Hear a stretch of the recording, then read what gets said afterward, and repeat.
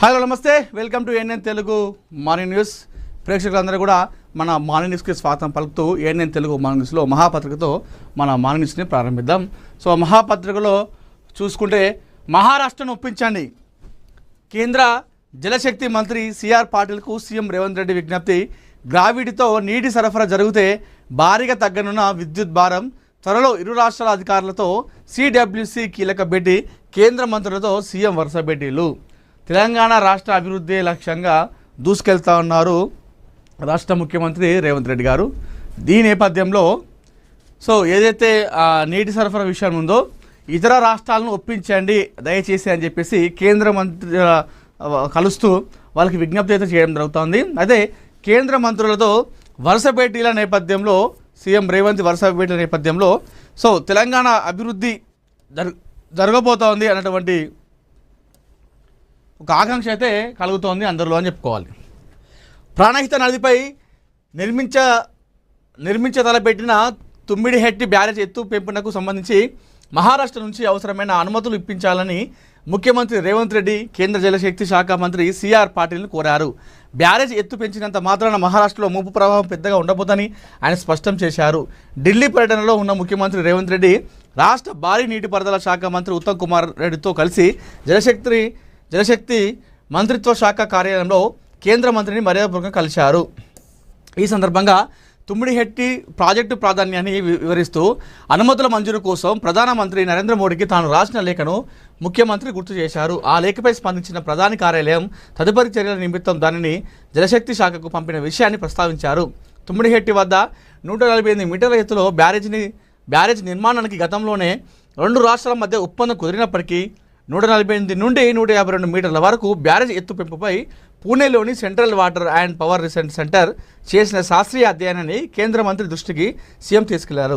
ఈ నివేదిక ప్రకారం 148 నుండి 152 మీటర్ల ఎత్తులో నిర్మించిన ముప్పు ప్రాంతంలో పెద్దగా తేడా ఉండబోదని స్పష్టం చేసినట్లు వివరించారు.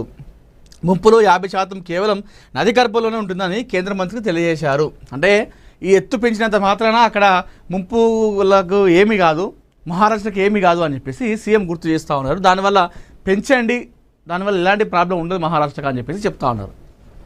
ఒకవేళ 148 నుండి ఎత్తులో బ్యారేజ్ నిర్మిస్తే గ్రావిటీ ద్వారా నీటి సరఫరా సాధ్యం కాదని, పంపింగ్ అవసరం అవుతుందని సీఎం రేవంత్ రెడ్డి స్పష్టం చేశారు. అదే 150 నుండి 152 మీటర్ల ఎత్తులో నిర్మాణం చేపడితే గ్రావిటీ ద్వారా నీరు తరలించేందుకు ఆస్కారం ఉంటుందని, తద్వారా విద్యుత్ వినియోగ భారం భారీగా తగ్గుతుందని వివరించారు. ఈ అంశంపై సాధ్యమైనంత త్వరగా తెలంగాణ మహారాష్ట్రల మధ్య సమావేశం ఏర్పాటు చేసి ఆ రాష్ట్రాన్ని ఒప్పించాలని సిఆర్ పాటిల్ను కోరారు. ఈ ప్రాజెక్టు నిర్మాణం పూర్తయితే వెనుకబడిన ఉమ్మడి ఆదిలాబాద్ జిల్లాకు పూర్తి స్థాయిలో సాగునీటి వసతి అందుబాటులోకి వస్తుందని ఆయన ఆశాభావం వ్యక్తం చేశారు. ఆదిలాబాద్ మహారాష్ట్ర రెండు కూడా బార్డర్ అనుకోవచ్చు. అటు మహారాష్ట్రకి బార్డర్, ఇటు ఏది మన బల్లార్షా బార్డర్ వస్తుంది, ఇటు మన తెలంగాణకు బార్డర్ వచ్చేసి అటు మహారాష్ట్ర సైడ్లో పోతే ఇటు ఆదిలాబాద్ బార్డర్ వస్తుంది. దానివల్ల ఆదిలాబాద్ ఉమ్మడి జిల్లాకు నీటి అవసరాలకు, అటు వ్యవసాయ పొలాలకు సాగునీరు అన్నిటి కూడా పుష్కలంగా ఉంటుందని చెప్పేసి చెప్తా ఉన్నారు అక్కడ మన రేవంత్ రెడ్డి గారు. ముఖ్యమంత్రి విజ్ఞప్తిపై కేంద్ర మంత్రి సిఆర్ పాటిల్ సానుకూలంగా స్పందించారు. ప్రధానమంత్రి కార్యాలయం నుంచి తమకు లేఖ అందిందని ధృవీకరించారు. తుమ్మిడిహెట్టి బ్యారేజ్ ఎత్తుపెంపు అంశంపై తొలుత కేంద్ర జల సంఘం ఆధ్వర్యంలో సమావేశం ఏర్పాటు చేసి ఇరు రాష్ట్రాల అధికారులతో చర్చల ప్రక్రియను ప్రారంభిస్తామని హామీ ఇచ్చారు. ఆ తర్వాత తెలంగాణ మహారాష్ట్ర నీటిపారుదల శాఖ మంత్రులతో సమగ్ర సమావేశం ఏర్పాటు చేస్తామని కేంద్ర మంత్రి స్పష్టం చేశారు. ఈ కీలక సమావేశంలో రాష్ట్రానికి చెందిన పార్లమెంట్ సభ్యులు అనిల్ కుమార్ యాదవ్, వేం నరేందర్ రెడ్డి, డాక్టర్ మల్లు రవి, రామ సహాయం రఘురామరెడ్డి, పోరిక బలరాం నాయక్, గడ్డం వంశకృష్ణ, డాక్టర్ కడియం కావ్యలతో పాటు ఢిల్లీలో రాష్ట్ర ప్రభుత్వ ప్రత్యేక ప్రతినిధి ఏపీ జితేందర్ రెడ్డి, నీటిపారుదల శాఖ సలహాదారు ఆదిత్యనాథ్ దాస్, ప్రిన్సిపల్ సెక్రటరీ ఈ శ్రీధర్ తదితరులు పాల్గొన్నారంట. మహారాష్ట్రను ఏ విధంగా ఒప్పించండి దయచేసి, మా ఉమ్మడి ఆదిలాబాద్ జిల్లాకు ఆ తుమ్మిడిహెట్టి ప్రాజెక్టు ద్వారా ఎంతో సాగునీరు ఉపయోగపడుతుంది అని చెప్పేసి కేంద్ర మంత్రులతో వరుస భేటీలు అవుతూ ఉన్నారు మన రేవంత్ రెడ్డి గారు. తెలంగాణ అభివృద్ధి లక్ష్యంగా దూసుకెళ్తున్నారని చెప్పుకోవచ్చు ఈ విషయంలో రేవంత్ రెడ్డి గారు. ఏఎన్ఎన్ కార్యాలయంలో కంది శ్రీనివాసరెడ్డి జన్మదిన వేడుకలు. పేదల పెండిదిగా అట్టడుగు వర్గాల ఆశాజ్యోతిగా గుర్తింపు పొందిన ఏఎన్ఎన్ ఛానల్ మేనేజింగ్ డైరెక్టర్ కంది శ్రీనివాసరెడ్డి జన్మదిన వేడుకలు హైదరాబాద్ ఛానల్ ప్రధాన కార్యాలయంలో ఘనంగా నిర్వహించారు. ఈ సందర్భంగా ఛానల్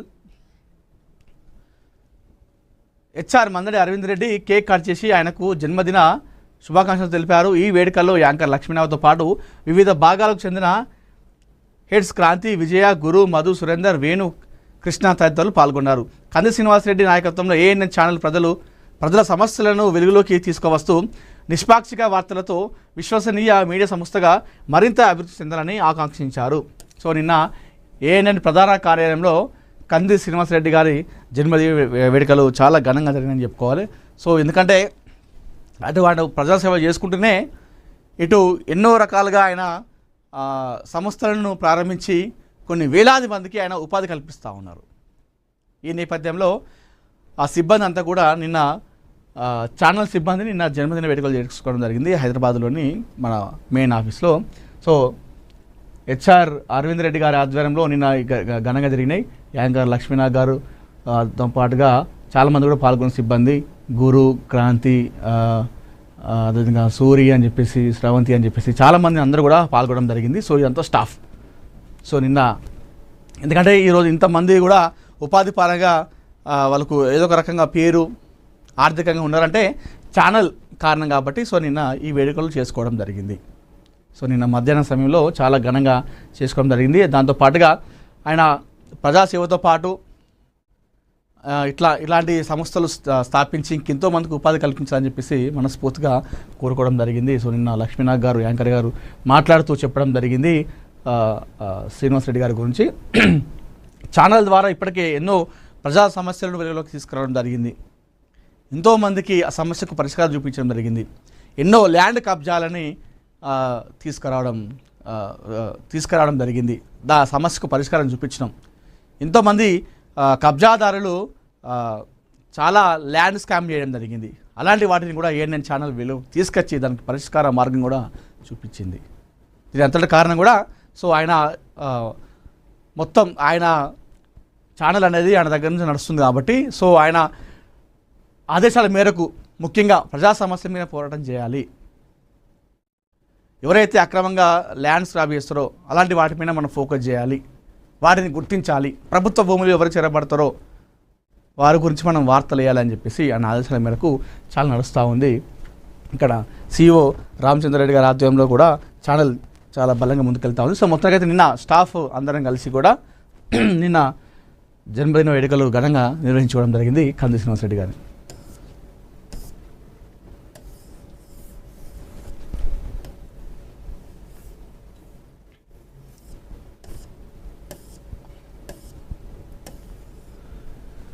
కాళేశ్వరం ముడుపుల లెక్క తేల్చండి, కట్టుకథలతో బురద జల్లడం సరికాదు, హరీష్ రావు తప్పుడు ఆరోపణలు మానాలి, మంత్రి ఉత్తమ్ కుమార్ రెడ్డి ఫైర్.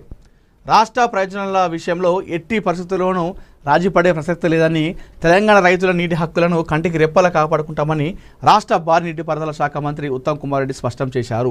బీఆర్ఎస్ నేత మాజీ మంత్రి హరీష్ రావు చేస్తున్న విమర్శలపై ఆయన తీవ్ర స్థాయిలో మండిపడ్డారు.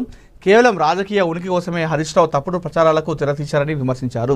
కట్టుకథలు అల్లి బట్ట కాల్చి మీద వేసే కుటీల ప్రయత్నాలను తక్షణమే మానుకోవాలని ఆయన గట్టిగా హితవు పలికారు.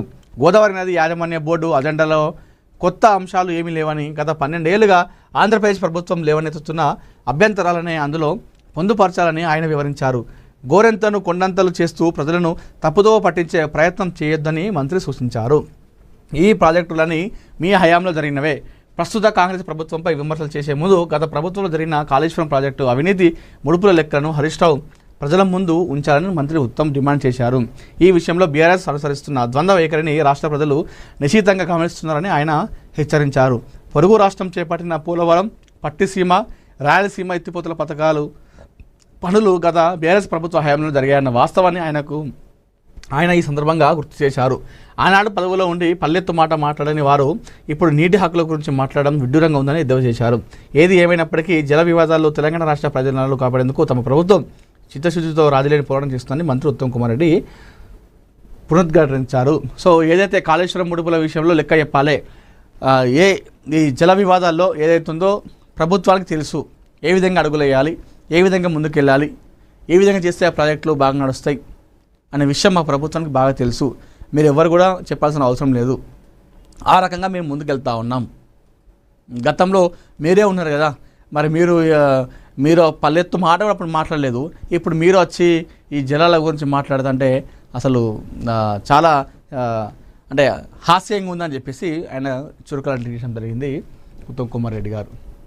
కావాల్సుకొని హరీష్ రావు తప్పుడు ఆరోపణలు చేస్తూ ఉన్నాడు. ఇవన్నీ మానుకోవాలి. మా ప్రభుత్వం ప్రజాపాలన మంచిగా చేస్తున్నటువంటి విషయంలో కావాల్సుకొని మా పైన బురదలే ప్రయత్నం చేస్తూ ఉంది. అందులో ముఖ్యంగా హరీష్ రావు ప్రతిసారి కూడా ఈ విషయం ప్రాజెక్టు విషయం వచ్చినప్పుడల్లా బయటకు వచ్చి తప్పుడు ఆరోపణలు చేస్తూ ఉన్నారు. సో ఇవన్నీ కూడా మానుకోవాలి అని చెప్పేసి ఉత్తమ్ కుమార్ రెడ్డి గారు ఫైర్ కావడం జరిగింది.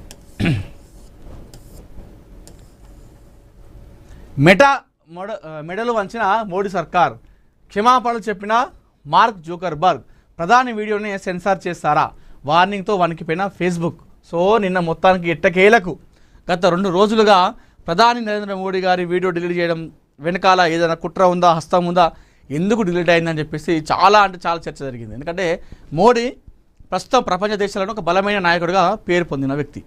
నాట్ ఓన్లీ ఇన్ ఇండియాలోనే కాదు, ప్రపంచ దేశాల్లోనే మోడీకి ప్రస్తుతం ఒక బలమైనటువంటి నాయకత్వం ఉందని చెప్పుకోవాలి. చాలామంది ప్రెసిడెంట్లు, చాలా దేశాల ప్రధానమంత్రులు ఆయన వెనకాల నడిచే వాళ్ళు కూడా ఉన్నారు. ఇప్పటికీ అంటే ఓటింగ్ పెడితే ఆయనకు ఓటేసే వాళ్ళు చాలామంది ఉన్నారు. అయితే ఇలాంటి నేపథ్యంలో ఒక బలమైన ఒక ప్రధానమంత్రి ఒక వీడియో పెడితే ఫేస్బుక్ దాన్ని డిలీట్ చేయడం జరిగింది. సో ఒక 2 డేస్ నుండి ఇది రచ్చ నడుస్తూ ఉంది. ఎట్టకేలకు ఫేస్బుక్ ఫౌండర్ జూకర్బర్గ్ స్పందించి ఆయన సారీ కూడా చెప్పడం జరిగింది. అంతర్జాతీయ సోషల్ మీడియా దిగ్గజం మెటా, ఫేస్బుక్, ఇన్స్టాగ్రామ్ మాతృ సంస్థ అహంకారాన్ని కేంద్ర ప్రభుత్వం బద్దలుకొట్టింది. నిబంధనలను బేఖాతరు చేస్తూ ఇష్టారాజ్యంగా వ్యవహరిస్తే ఎంతటి గ్లోబల్ కంపెనీకైనా భారత్లో నూకలు చెల్లనట్లేనని మోడీ సర్కార్ ఇచ్చిన గట్టి వార్నింగ్కి ఆ సంస్థ అధినేత Zuckerberg హడలిపోయారు.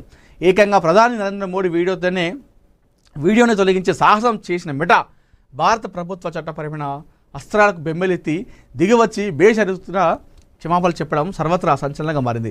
July 23న neat paper leakage వివాదంపై దేశంలోని యువతను, విద్యార్థులను ఉద్దేశించి ప్రధాని మోడీ ప్రసంగించిన ఒక వీడియోను ఫేస్బుక్ తన ప్లాట్ఫామ్ నుంచి ఏకపక్షంగా తొలగించడంతో ఈ తీవ్ర వివాదం రాజుకుంది.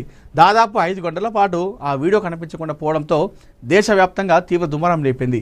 ఇది కేవలం సాంకేతిక లోపం వల్లే జరిగిందని మెటా బుకాయించే ప్రయత్నం చేసినప్పటికీ భారత ప్రభుత్వం మాత్రం దీన్ని అత్యంత సీరియస్గా పరిగణించింది. దేశ ప్రధాని సందేశాన్ని సెన్సార్ చేసే హక్కు మీకు ఎవరిచ్చారంటూ కేంద్ర ఎలక్ట్రానిక్స్ ఐటీ మంత్రిత్వ శాఖ మెటా ప్రతినిధులను తీవ్ర స్థాయిలో నిలదీసింది. అదే సమయంలో బీజేపీ ఎంపీ నిషికాంత్ దుబే నేతృత్వంలోని పార్లమెంటరీ ఐటీ కమిటీ సైతం మెటాకు చెమటలు పట్టించింది. కేవలం 3 రోజుల్లోగా ఈ వ్యవహారంపై మెటా చీఫ్ మార్క్ జూకర్బర్గ్ స్వయంగా క్షమాపణలు చెప్పాలని, లేని పక్షంలో ఐటీ చట్టం సెక్షన్ 79 కింద మెటాకు ఉన్న సేఫ్ హార్బర్ అంటే చట్టపరమైన రక్షణ హోదాను రద్దు చేస్తామని కేంద్రం తీవ్ర హెచ్చరికలు జారీ చేసింది. ఈ రక్షణ కవచం తొలగిస్తే ఫేస్బుక్, ఇన్స్టాగ్రామ్లో ఏ యూజర్ ఎలాంటి అభ్యంతరకర పోస్ట్ పెట్టినా నేరుగా సంస్థ యాజమాన్యమే కోర్టుల చుట్టూ తిరగాల్సి వస్తుంది. ఇది చేస్తామని చెప్పింది. మీరు క్షమాపణ చెప్పకపోతే అది చట్టపరమైన రక్షణ అనేది ఆ సేఫ్ అనేది తీసేస్తే ఫేస్బుక్లో ఈ మధ్యకాలం చూస్తాం కదా, చాలామంది ఇష్టానుసారంగా పెడతా ఉంటారు. ఏది మర్డర్లు కానీ అసాంఘిక కార్యకలాపాలు అన్నీ పెడతా ఉంటారు కదా. అది పెడితే మనకేం కాదు, ఇక డైరెక్ట్ వాళ్ళే కోర్టుల చుట్టూ తిరగాలి.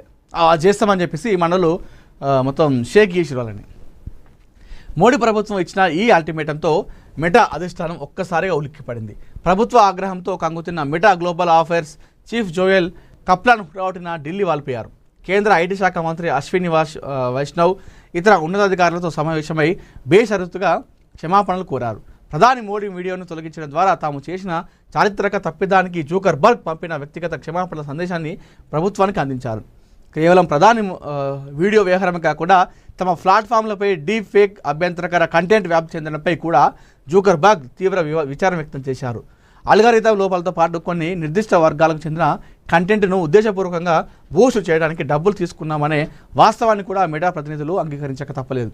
భారత సార్వభౌమాధికారం దేశ చట్టాలను ధిక్కరిస్తే ఎంతటి గ్లోబల్ టెక్ కంపెనీ అయినా సరే మూల్యం చెల్లించుకోక తప్పదని మోడీ ప్రభుత్వం తేల్చెప్పిన తీరుపై సర్వత్రా ప్రశంసలు వ్యక్తమవుతున్నాయి. నిష్పాక్షికంగా వ్యవహరించాల్సిన వేదికలు ఏకపక్ష నిర్ణయాలతో చెలగటమాడితే ఫలితం ఎలా ఉంటుందో ఈ ఉదాంతం కళ్ళగట్టింది. ఇది కరెక్ట్ కాదు. డబ్బులు తీసుకొని చేసినామని చెప్పి డైరెక్ట్ ఒప్పుకుంటున్నారు. ఇక్కడ డీప్ ఫేక్ అభ్యంతరకర కంటెంట్ వ్యాప్తి చెందినపై కూడా జూకర్బర్గ్ విచారణ చేపట్టినట్ట. అయితే ఆల్గారిథంతో పాటు కొన్ని నిర్దిష్ట వర్గాలకు చెందిన కంటెంట్ను ఉద్దేశపూర్వకంగా బూస్ట్ చేయడానికి డబ్బులు తీసుకున్నామని చెప్పేసి ఒప్పుకున్నారు. ఇది కథ. సో ఏదైతేనేమి ప్రపంచ దేశాలనే ఈ మెటా ఫేస్బుక్ ఇన్స్టాగ్రామ్ చాలామంది కొన్ని కోట్ల మంది వాడుతూ ఉంటారు. ఇదే మెయిన్ ప్రస్తుతం సోషల్ మీడియాలో. అలాంటి అధినేత దిగ్గజం, ఎవరికి కూడా ఆయన భయపడడు, ఎవరు కూడా తల వంచడు. కానీ మోడీకి ఆయన మొట్టమొదటిసారిగా తల వంచడం జరిగింది, సారీ కూడా చెప్పడం జరిగింది. ఇప్పటివరకు ఆయన ఎప్పుడు కూడా సారీ చెప్పలేదు. మొదటిసారి ఒక నాయకు అంటే సాంకేతిక లోపాలు వచ్చినప్పుడు ఓవరాల్గా చెప్తాడు కావచ్చేమో, కానీ జనాలకి ఒక నాయకుడికి సారీ చెప్పడం ప్రపంచ చరిత్రలో మొట్టమొదటిసారి ఇది జూకర్బర్గ్ చెప్పాడు. మెటా మెడలు వచ్చిండు మొత్తానికైతే మోడీ సర్కార్ అని చెప్పుకోవచ్చు.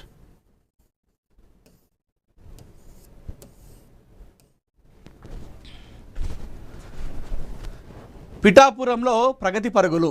సో పవన్ కళ్యాణ్ ఎప్పుడైతే పిఠాపురం నుండి పోటీ చేశాడో అప్పుడు దేశవ్యాప్తంగా ఈ పేరు చాలా చర్చనీయాంశంగా మారింది. ఎందుకంటే అక్కడ పోటీ చేసేది పవన్ కళ్యాణ్ కాబట్టి. గతంలో పిఠాపురం అంటే కేవలం ఆ జిల్లా వరకే, ఆ జిల్లా ప్రజల వరకే తెలిసేది, రాష్ట్రం మొత్తం తెలిసేది కాదు. కానీ ఎప్పుడైతే పవన్ కళ్యాణ్ జనసేన పార్టీ అధినేత పిఠాపురం నుండి పోటీ చేస్తాడని చెప్పేసి తెలియగానే ఆ పిఠాపురం పేరు కాస్త దేశవ్యాప్తంగా మారుమోగిపోయింది అప్పుడు. సో ఆయన 60-70 వేల మెజార్టీతో అక్కడ జనాలు గెలిపించుకున్నారు. గెలిచిన తర్వాత ఆయన డిప్యూటీ సీఎంగా కొన్ని శాఖలకు మంత్రిగా అయిన తర్వాత గిరిజన ప్రాంతాలు అంటే రోడ్డు అంటే ఏంటో తెలియని ప్లేస్లో కూడా ఆయన రోడ్డు వేపించి ఆయన ఏందో చూపిస్తాను. అంటే మామూలుగా డిప్యూటీ సీఎం పదవిలో కొన్ని శాఖలకు మంత్రిగా ఉన్నప్పుడు రాష్ట్రాన్నే ఆ విధంగా అంటే ఎక్కడో గుట్టలు, చెట్టులు, చీమలు, మనం అంటాం కదా చీమలు దూరని చిట్టడివి, కాకులు దూరని కారడం అని చెప్పేసి, అలాంటి అడవిలో సైతం రోడ్డు వేపిస్తున్నాడు. లైట్ అంటే ఏంటో తెలియనిటువంటి వాళ్ళకి విద్యుత్ అక్కడ ఏర్పాటు చేసిండు, కరెంటు పెట్టించిండు, లైట్లు వేయించిండు. కొన్ని ప్రాంతాల్లో వాళ్ళ చెప్పులు కూడా ఒక దగ్గర వెళ్తే చెప్పులు కూడా వేసుకోలేదట. చెప్పులు అంటే ఏంటో కూడా తెలియదు వాళ్ళకు. ఆ ఊరు మొత్తం ఇంతమంది కనుక్కొని ఆ ఊరు నుండి వెళ్ళిపోయిన తర్వాత ఆ ఊరు జనాలు మొత్తం అందరికి కూడా ఆయన చెప్పులు కొనిచ్చి ఆ ఊర్లో అందరికీ కూడా ఇవ్వడం జరిగింది.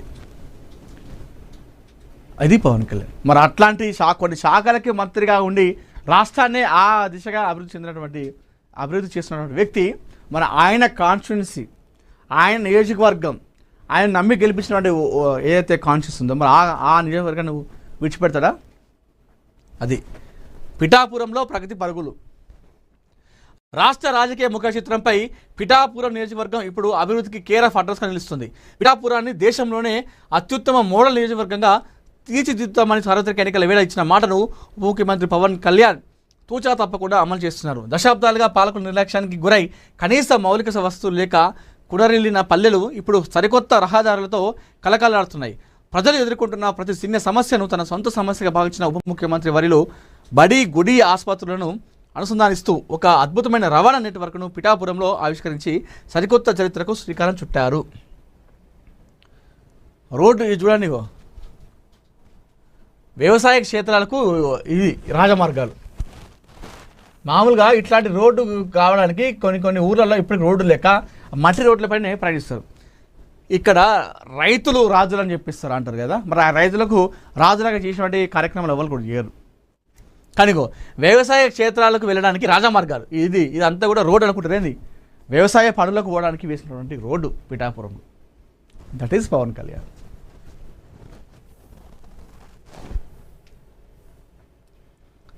$200 కోట్లతో 307 కిలోమీటర్ల సరికొత్త రహదారుల సామ్రాజ్యం అంట. అభివృద్ధికి నిధులు లేమి సాకు కాదని పాలకుడికి చిత్తశుద్ధి ఉంటే అద్భుతాలు సృష్టించవచ్చని శ్రీ పవన్ కళ్యాణ్ గారు నిరూపించారు. జాతీయ గ్రామీణ ఉపాధి హామీ పథకం, శాస్కీ, రోడ్ల భవనాల శాఖ, పంచాయతీరాజ్ శాఖల నిధులను ఏకతాటిపైకి తెచ్చి కేవలం రోడ్ల నిర్మాణం కోసం ఏకంగా 207 కోట్లకు పైగా నిధులు మంజూరు చేశారు. అంటే నాయకుడిలో నిజాయితీ ఉంటాయి, నాయకుడిలో నిబద్ధత ఉంటాయి, ₹1 కూడా అందరూ ఒకళ్ళు తీసుకోరు. అంటే నిధులు వస్తే ఆ నిధుల్ని బరాబర్ ఖర్చు పెడితే ఏ విధంగా ఉంటుందో ఆ విధంగా చేసి చూపిస్తాను. మామూలుగా ఈయన నిధులు కాకుండా ఉప ముఖ్యమంత్రి అయిన తర్వాత నిధులు వస్తాయి, దాన్ని బట్టి వేయచ్చు. కానీ ఈయన కొంచెం ముందడుగేస్తాడు. ఎందుకంటే ఈయనకు కొంచెం దయా జాలి గుణం ఎక్కువ కదా. అంటే రాజకీయ నాయకులు రాజకీయాలు ఇలాంటివి పాసిబుల్ కాదు, కానీ ఆయన చేసి చూపిస్తున్నాడు. ఉప ముఖ్యమంత్రి అయినప్పటికి కూడా, ప్రభుత్వ నిధులు వచ్చినప్పటికి కూడా ఆ ప్రభుత్వ నిధులు ఎందుకు వేస్ట్ చేయాలి, ఆ ఖజానాన్ని ఎందుకు లూట్ చేయాలని చెప్పేసి అవి వాడకుండా తన సొంత పైసలతో ఇప్పటికి కూడా చేస్తూ ఉన్నాడు. అంటే రాజకీయాలకు రాకముందు, ఉప ముఖ్యమంత్రి కాకముందు చేసిందంటే తన సొంత పైసలతో ఏదో స్వలాభం కోసం, రాజకీయం ఎదుగుదల కోసం చేసినట్టు అది వేరు. ఉప ముఖ్యమంత్రి అయిన తర్వాత కూడా రాష్ట్ర ఖజానా నుండి వచ్చేటువంటి బడ్జెట్ కూడా ఆయన ఆపుతున్నాడు, వేస్ట్ చేయట్లేదు. అప్పుల పాలు చేయకుండా ఆయన తన సొంత పైసలతో ఇంకా చేస్తూ ఉన్నాడు ఇప్పటికి కూడా, స్టిల్ నౌ. దశాబ్దాల చీకట్లను చీలుస్తూ మత్స్యకార కాలనీలో జిలుగులు. సముద్ర అలలతో పోరాడే మత్స్యకారుల జీవితాల్లో పవన్ కళ్యాణ్ శాశ్వత వెలుగులు నింపారు. అలల కోతకు గురై సముద్ర గర్భంలో కలిసిపోయిన మాయాపట్నం మత్స్యకారులకు 13 ఏళ్ల క్రితం ఇల్లు కట్టించిన గత పాలకులు కనీస వసతులు కల్పించడం గాలికి వదిలేశారు. ఈ దయనీయ పరిస్థితిని గమనించిన ఉప ముఖ్యమంత్రి వర్యులు 1,52,00,000 నిధులతో 1.5 కిలోమీటర్ల సీసీ రోడ్లు, 2.8 కిలోమీటర్ డ్రైనేజ్ వ్యవస్థను నిర్మించి ఆ కాలనీ రూపురేఖలు మార్చేశారు. ఉప్పాడ తీర ప్రాంతంలో జట్టికి వెళ్లే బురదమైన రహదారిని బాగు చేసి మత్స్యకారులు సరుకు రవాణా చేసుకునేలా గ్రావెల్ రోడ్డు వేశారు. అలాగే 330 మంది నివసించే కొత్త సూర్యాపేట పునరావాస కాలనీకి 93 లక్షలతో సిమెంట్ రోడ్డు వేసి ప్రధాన రహదారితో అనుసంధానించారు. ఇది కథ. ఈ చూడు ఎట్లున్నాయో. ఒకప్పుడు పిఠాపురం ఆ సైడ్ వెళ్ళాలంటే చాలామంది ఇబ్బంది పడేవాళ్ళట, చాలా ఇబ్బంది పడేవాళ్ళట. ఆ రోడ్లు ఆ విధంగా ఉంటాయి. అలాంటి పిఠాపురం రూపురేఖలే మార్చేసిండు. దేశంలోనే ఒక ప్రత్యేక నియోజకవర్గంగా దాన్ని చేసి చూపిస్తా అని చెప్పేసి మాట ఇచ్చిండు. ఇప్పుడు అదే తూచా తప్పకుండా పాటిస్తున్నాడు పవన్ కళ్యాణ్. ఏదో ఓట్ల కోసం వచ్చి ఓట్లు పడగానే వెళ్ళిపోయే నాయకుడు కాదు. అది నిజాయితీ వేరు, నిబద్ధత వేరు.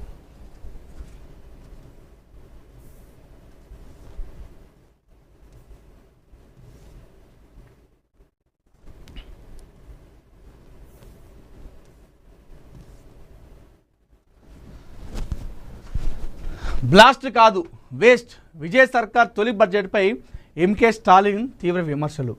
తమిళనాడులో టీవీకే ప్రభుత్వం ప్రవేశపెట్టిన 2026-27 ఆర్థిక సంవత్సరం తొలి బడ్జెట్పై ప్రధాన ప్రతిపక్షం డిఎంకే తీవ్ర స్థాయిలో విరుచుకుపడింది. ప్రజల అంచనాలను ఈ బడ్జెట్ పూర్తిగా నిరాశపరిచిందని, ఎన్నికల హామీలను నెరవేర్చడంలో ప్రభుత్వం ఘోరంగా విఫలమైందని డిఎంకే అధ్యక్షుడు మాజీ ముఖ్యమంత్రి ఎంకే స్టాలిన్ విమర్శించారు.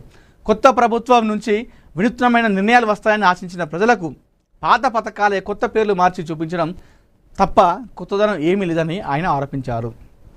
సలహాలు ఇస్తే అయిపోతుంది, సలహాలు ఇవ్వచ్చు ఇప్పుడు. ఎందుకంటే ఇప్పుడు ఎన్ని మాట్లాడినా ఎన్ని చేసినా ఈ నెక్స్ట్ 5 సంవత్సరాల వరకు కూడా ఆయన ముఖ్యమంత్రి. మీరు ఎట్లా ముఖ్యమంత్రి కాలేరు కాబట్టి మీరు ఏం చేయాలి, ఒక పెద్దలుగా తమిళనాడు రాష్ట్ర గతంలో మీరు ఒక తండ్రి స్థానంలో ఉన్నారు. సో తమిళనాడు రాష్ట్ర ప్రజల దృష్ట్యా మీకు అది కావాల్సుకుంటే తమిళనాడు ఎవరైతేనేమి నా రాష్ట్రం అభివృద్ధి చెందాలి అని చెప్పేసి మీరు అనుకుంటే సీఎం విజయ్కి మీరు ఈ 5 సంవత్సరాల పాటుగా మీరు సలహాలు ఇవ్వచ్చు, సూచనలు ఇవ్వచ్చు. అల్టిమేట్గా అందరు కావాల్సింది ఏంటిది, రాష్ట్రం అభివృద్ధి పథకంలో ముందుకెళ్ళాలి. అలాంటప్పుడు మీరు ఒక పెద్ద మంచి స్థాయిలో ఉండి మీరు ఇప్పటికీ సలహాలు ఇవ్వచ్చు, ఎలా చేయాలి, ఎలా వెళ్ళాలని చెప్పేసి. సో నెక్స్ట్ ఎలక్షన్లో నిల్చుంటే మీకే జనాలు పట్టం కడతారు. ఆయన ఓడిపోయినా కూడా ఆయన ఇట్లా చేయాలని చెప్పేసి పలానా సీఎంకి సూచించిండు, ఇట్లా చెప్పిండు అని చెప్పేసి జనాలు మీకే ఓటేస్తారు. ఇప్పుడు మీరు ఎన్ని ప్రయత్నాలు చేసినా కూడా నెక్స్ట్ 5 years వరకు ముఖ్యమంత్రి సీఎం విజయే. ఏదన్నా అక్కడ రాజకీయ సంక్షోభం వచ్చి చెప్పలేం, కానీ ఇలాంటి టైంలో మీరు ఒక పెద్ద మనిషి స్థాయిలో ఉండి ద్రవిడ ఈ దానిలో మీరు చాలా గొప్పలు కాబట్టి ఆ ప్రపంచంలో మీరు సుదీర్ఘంగా ఉన్నారు కాబట్టి సో మీరు సలహా సూచనలు తీసుకుని వెళ్తే చాలా మంచిది. బడ్జెట్ సమావేశాలకు ముందు ప్రతిపక్ష స్వరాలను నొక్కేందుకు ప్రభుత్వాన్ని ప్రశ్నించకుండా అడ్డుకునేందుకే తనపై కక్ష సాధింపు చర్యలు దిగి ఇటీవల అరెస్ట్ చేశారని ఉదయనిధి స్టాలిన్ ఆరోపించారు. ప్రజా సమస్యల నుంచి ప్రజల దృష్టిని మళ్లించేందుకు ప్రభుత్వం ఇలాంటి వ్యూహాలు అనుకరిస్తుందని చెప్పారు. ప్రభుత్వం నెరవేర్చని ప్రతి ఎన్నికల హామీపై రాబోయే శాసనసభ సమావేశంలో డీఎంకే గట్టిగా నిలదీస్తుందని హెచ్చరించారు. డీఎంకే అగ్రనేతల తీవ్ర వ్యాఖ్యలతో తమిళనాడు రాజకీయ వాతావరణం ఒక్కసారిగా వేడెక్కింది. ఇది కథ. సో అది బ్లాస్ట్ అని చెప్పేసి అంటున్నారు. అది బ్లాస్ట్ కాదు, వేస్ట్. ఆ తొలి బడ్జెట్ ఇచ్చింది ఏముంది, అలా విజయ్ సర్కార్ ఇచ్చింది ఏమున్నది. కొత్తదనం చేస్తాడో, కొంచెం యంగ్ అన్నారు, రియల్ హీరో, సినిమా హీరోగా రియల్ హీరో అన్నారు. మరి ఆ రియల్ హీరో ఎట్లాంటి వర్కత్తులు అని చెప్పేసి ఎట్లాంటి బడ్జెట్ తీసుకొస్తాడు, ఎలాంటి పథకాలు తీసుకొస్తాడు మేము అనుకుంటే కొత్తది తీసుకొచ్చి పక్కన పెడితే ఆ పాత పథకాలకే పేర్లు మార్చి కొత్త పేర్లు పెట్టి ఇదే బడ్జెట్ అంటే ఇదేం బ్లాస్ట్, ఇది వేస్ట్ కదా అని చెప్పేసి విజయ సర్కార్ తొలి బడ్జెట్ పైన ఎంకే స్టాలిన్ అయితే తీవ్రస్థాయిలో మండిపడడం జరిగింది.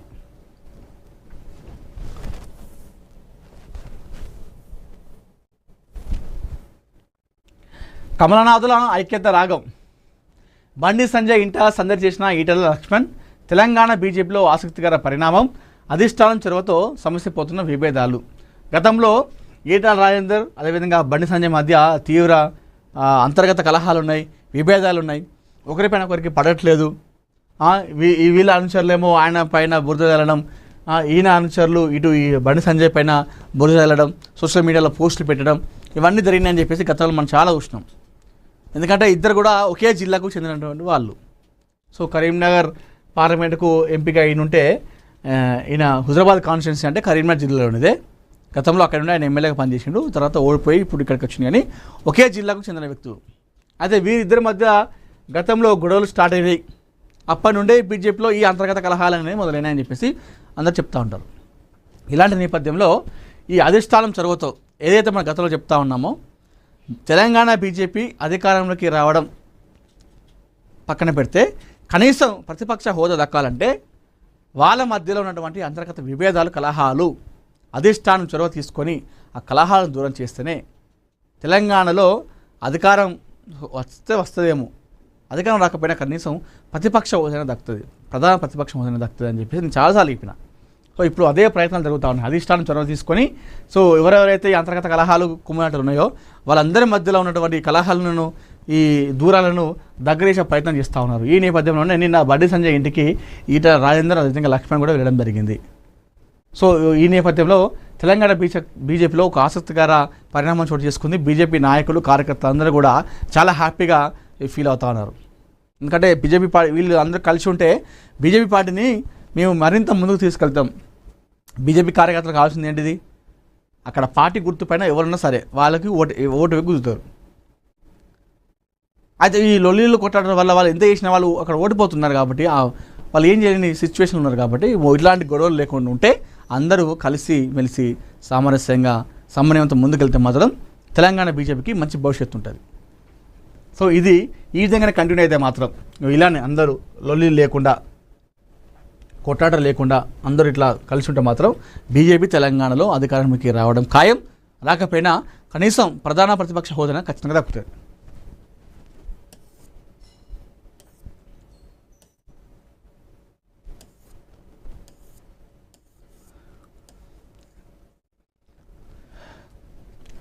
Anant diamonds, gold diamonds Polki ANN Maha awards 2026 heartily welcome అని చెప్పేసి మనం ఏఎన్ఎన్ మహా అవార్డ్స్ని మనం అక్కడ చేస్తూ ఉన్నాము. విజయవాడలో వివంత హోటల్లో ఆగస్టు 9వ తేదీ నాడు సాయంత్రం 5 గంటలకు ప్రారంభం కాబోతూ ఉంది. ఆ రాష్ట్రంలో ఉన్నటువంటి ఉత్తమ సేవలు అందించినటువంటి డాక్టర్లకు, హాస్పిటళ్లకు, వాణిజ్య రంగంలో బిజినెస్ మ్యాన్, ఉమెన్ అందరికీ కూడా మనం గుర్తించి వాళ్ళకి అవార్డు ప్రదర్శన జరగబోతున్నాం. ఈ కార్యక్రమానికి అటు కూటమి ప్రభుత్వం ఉన్నటువంటి అందరు మంత్రులు కూడా రాబోతూ ఉన్నారు.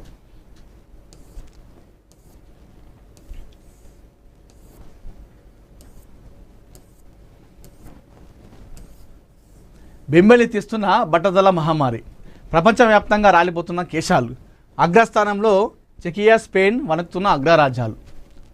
ఇది కథ. జుట్టు మనిషి అందానికి, ఆత్మవిశ్వాసానికి ప్రతీక.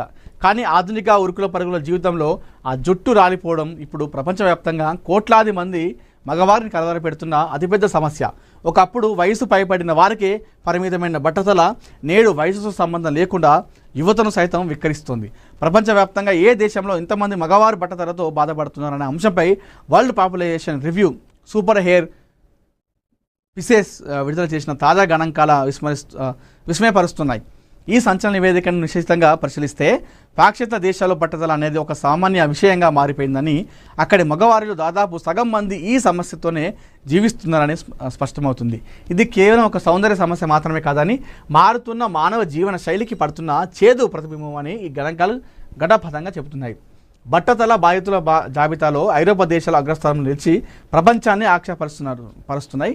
ముఖ్యంగా చెకియా దేశం 42.8% ప్రపంచంలోనే అత్యధిక బట్టతలు ఉన్న దేశంగా సంచలనం సృష్టిస్తున్నాడు. అంటే 100 మంది అక్కడ ఉంటే అందులో 43 మందికి బట్టతల ఉందట ఆ దేశంలో. ఆ తర్వాతి స్థానంలో స్పెయిన్ 42.6%తో సరిగ్గా చెకియాకు చెరువులో నిలిచి భయపెడుతుంది. ఇక ఐరోపా ఆర్థిక దిగ్గజం జర్మనీ సైతం 41.2%తో మూడో స్థానంలో నిలిచి బెంబలిస్తుంది. అంటే ఈ దేశాల్లో ప్రతి 10 మంది మగవారిలో 4కి పైగా బట్టతలతోనే దర్శనమిస్తున్నారు. ఇది ఒక కేవలం జన్యుపరమైన సమస్య మాత్రమే కదని, అక్కడి వాతావరణ పరిస్థితులు, జంక్ ఫుడ్ ఆధారిత ఆహారపు అలవాట్లు, విపరీతమైన మానసిక ఒత్తిడి కూడా మగవారి కేశాలను అత్యంత దారుణంగా విహారించేస్తున్నాయని ఈ గణాంకాల విశ్లేషణ స్పష్టం చేస్తుంది. యూరోప్తో పాటు అగ్రరాజ్యాల పరిస్థితి కూడా ఏమాత్రం ఆశాజనకంగా లేదు. ఫ్రాన్స్, యునైటెడ్ కింగ్డమ్, ఇటలీ దేశాలు సరిగ్గా 40% బట్టతల జనాభాతో ఒకే స్థాయిలో నిలిచాయి. నెదర్లాండ్స్, పోలాండ్ దేశాలు కూడా 38% పైగా బట్టతల బాధితులతో అవుతున్నారు. ఇక ప్రపంచ పెద్దన్న అమెరికా సైతం 38%తో ఈ జాబితాలో ప్రముఖంగా నిలిచింది. Canada, Belgium, Switzerland, Russia, Australia, Sweden దేశాలు 32 నుంచి 36% మధ్య ఉండి జుట్టురాలి సమస్య ఆయా దేశాలు ఎంత తీవ్రంగా ఉన్నాయో చాటి చెప్తున్నాయి. పాశ్చాత్య జీవనశైలి, రసాయనాలతో కూడిన ఫాస్ట్ ఫుడ్, విపరీతమైన వినియోగం, వాతావరణ కాలుష్యం మగవారి ఆత్మవిశ్వాసాన్ని ఏ స్థాయిలో దెబ్బతీస్తున్నాయో ఈ అగ్రరాజ్యాల గణాంకాలు నిరూపిస్తున్నాయి. Greece, Norway, Austria, Denmark, Portugal, Ireland, Finland, New Zealand దేశాల్లో బట్టతల శాతం 28 నుండి 32% వరకు నమోదైంది. అయితే పాశ్చాత్య దేశాలతో పోలిస్తే ఆసియా, లాటిన్ అమెరికా దేశాల్లో బట్టతల సమస్య కాస్త తక్కువ ఉండడం విశేషం. మెక్సికోలో 28.3% నమోదు కాగా ఈ జాబితాలో అత్యంత తక్కువగా ఆసియా దిగ్గజం జపాన్లో కేవలం 26.8% మంది మాత్రమే బట్టతలతో ఉన్నారు. జపానీయుల సాంప్రదాయక ఆహారపు అలవాటు, సముద్ర ఉత్పత్తుల వినియోగం మరియు జన్యుపరమైన బలమైన అంశాలు వారిని ఈ బట్టతల మహమ్మారి నుంచి పెద్ద ఎత్తున కాపాడుతున్నాయి. అంతర్జాతీయ విశ్లేషకులు భావిస్తున్నారు మొత్తం మీద ఒక కఠోర సత్యం కళ్ళ ముందు కదులుతోంది. జుట్టు రాలడం అనేది కేవలం ఒక వ్యక్తిగత సౌందర్య సమస్యగా మాత్రమే మిగిలిపోలేదు. ఇది ఒక అంతర్జాతీయ సామాజిక ఆరోగ్య పరిణామంగా మారుతుంది. వాతావరణ కాలుష్యం, పోషకాహారంలో లోపం, నిద్రలేమి మానవ నిర్మాణంలో ఎలాంటి భయంకరమైన మార్పులు తెస్తున్నాయో ఈ బట్టతల సునామీ స్పష్టం చేస్తూ ఉంది.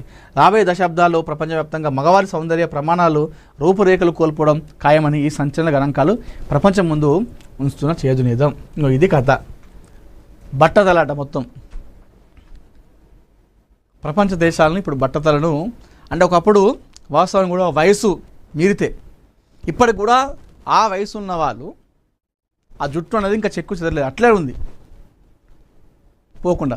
కానీ ఇప్పుడున్నటువంటి చాలామంది యువతలో కూడా 25, 23, 24 కాగానే వాళ్ళకి బట్టతల వస్తుంది. చూడగానే అంకులాగా అయిపోతున్నారు చూస్తే. ఆ విధంగా అవుతా ఉంది బట్టతల. అసలు మరి ఇక్కడ మన ఇండియా పేరు ఎక్కడ రాలేదు, కానీ మన ఇండియాలో కూడా ఈ సమస్య చాలా ఉంది. ఎందుకంటే 20-30 ఏళ్ళ లోపే బట్టతల వస్తుంది. ఒకప్పుడు ఇట్లా లేకుండా, ఒకప్పుడు వయసు మీరితే లేదంటే జన్యుపరంగా ఉంటే అలా తాతలకో తండ్రులకు ఉంటే అట్లా వచ్చేది. కానీ ఇప్పుడు అట్లా లేదు. ఎందుకంటే మారుతున్న జీవన శైలి, మనం తినే ఫుడ్, ఆ వాతావరణం బట్టి ఈ విధంగా అవుతా ఉంది. చాలామంది కూడా ఈ బట్టతల వల్ల పెళ్ళిళ్ళు కాదు మరి చాలామంది ఉన్నారు ఇప్పుడు మన దగ్గర చాలా ఇప్పుడు. ఎందుకంటే ఆ బట్టతలతో పాపం ఆ పెళ్లి చూపులోకి రాగానే ఈ చాలా పెద్దోడు ఉంటుందని చెప్పేసి అనుకుంటారు, అనుకొని ఆ పెళ్ళి కూడా క్యాన్సిల్ అయిపోతుంది. ఇప్పుడు జనరేషన్లో అదే జరుగుతూ ఉంది. ఎందుకంటే 20 నుంచి 25 సంవత్సరాల వరకు వాళ్ళకు కూడా ఈ బట్టతల అనేది వస్తూ ఉంది. చాలా పెద్దగా, కొంతమందికి అయితే అసలు 20-30 మధ్యలో ఉంటారు. కానీ అది చూస్తే బట్టతల మరీ దారుణంగా అయిపోయింది. మొత్తం ఏం లేకుండా స్మాష్ అయిపోయింది. ఇది చూస్తే ఏమనుకుంటారు, ఇంక 40-50 ఏళ్ళు ఉన్నాయని చెప్పేసి అనుకుంటారు.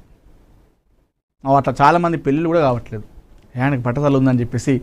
కొంతమంది ఆ బట్టతలతోనే కట్నాల కాడ కూడా ఎక్కువ తక్కువ అవుతుంది. పిల్లగాడు కొంచెం ముదురు ముఖం ఉన్నాడు కదా, జుట్టు లేదు బట్టతల ఉంది అని చెప్పేసి కట్నం ఒక 10 ఇచ్చకాడ 5-6 ఇచ్చాడు. ఇట్లా జరుగుతున్నాయి, నిజంగా జరుగుతున్నాయి. ఈ బట్టతల అనేది ప్రస్తుతం ఒక పెద్ద సమస్యగా మారింది.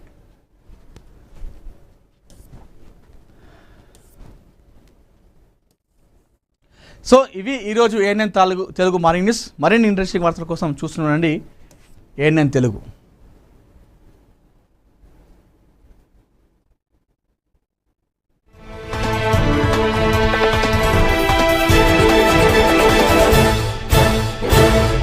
9ANN